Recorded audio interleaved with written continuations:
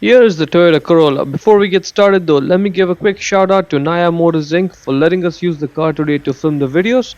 They are a used car dealer here in Ottawa, Canada. Check out the link in description for their entire inventory. Now let's go ahead and get started. Now there's the key right there. The only tool you need for this job is a flathead screwdriver, a thick one, quarter inch, that's the size. So a thick flathead screwdriver, get that and put it right in that slot over there. So put it in that slot, and then once it's in there, just give it a twist, and that should pry it open.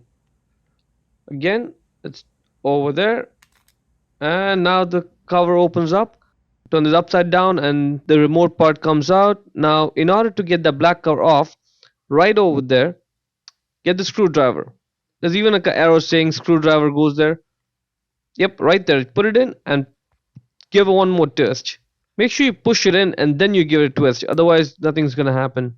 Right, once that is done, go on to the other side, that big clip, just push that in with the screwdriver too, and now turn one more time, and there's a third clip, just push that in as well, and at this point it should just open up. Get that black cover off. There's the battery over there.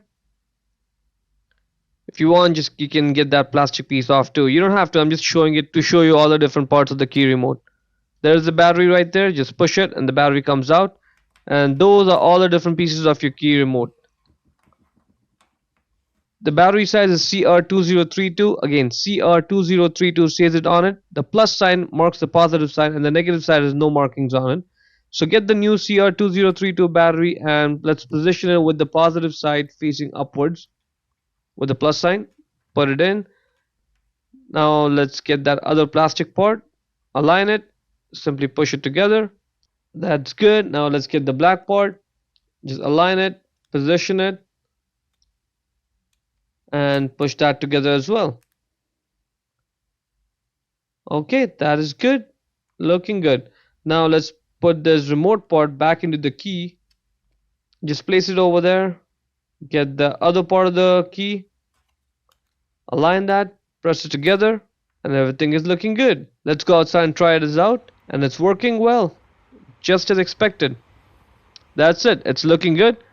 Hope you found the video useful.